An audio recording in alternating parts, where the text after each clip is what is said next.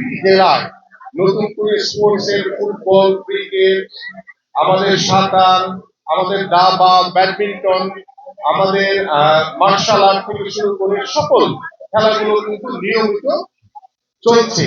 এবং আজকে আমাদের যারা তরুণ, এই যে আমাদের সামনে বসে আছে 12 থেকে 14 বছরের আমাদের কিশোর কিশোরীরা, যারা আগামী বাংলাদেশে স্পোর্টসকে ধারণ করবে, সেই ক্রীড়াবিদরা, সেই ভবিষ্যৎ প্রজন্ম আমাদের সামনে বসে আছে। আমরা তাদেরকে উৎসাহিত করতে আজকে এখানে উপস্থিত হয়েছি।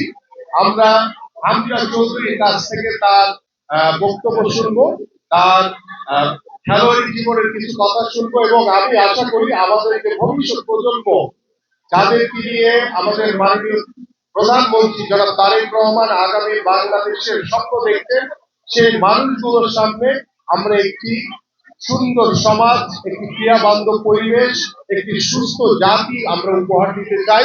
এবং সেই সুস্থ জাতি তৈরি করার দায়িত্ব আপনার আমার আজকে সকলের।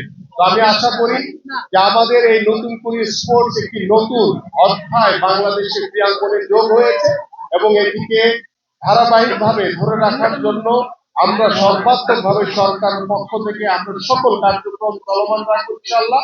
এবং আমরা আশা করি হামজা চৌধুরীর মতো অনেক বিখ্যাত ফুটবলাররা আমাদের বাংলাদেশে জন্ম নিবে, আমাদের অনেক বিখ্যাত ক্রিকেটাররা জন্ম নিবে, আমাদের অনেক বিখ্যাত দাবাড়ু, আমাদের মার্শাল আর্টের খেলোয়াড়, সুইমার অনেকে জন্ম নিবে। এইভাবে আমরা আগামী বাংলাদেশে আমরা একটি ক্রীড়া বান্ধব পরিবেশ তৈরি করে আমরা একটি শক্তিশালী ক্রীড়াঙ্গন গড়ে তুলতে চাই।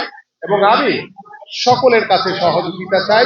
এই বাংলাদেশ আমাদের, এই বাংলাদেশের একজন নাগরিক হিসেবে আমাদের যে দায়িত্ব, যে কর্তব্য রয়েছে, আগামী বাংলাদেশে ক্রীড়াঙ্গনকে সামনে রেখে আমরা সবাই মিলে একটি কথাই বলবো, সবার আগে বাংলাদেশ।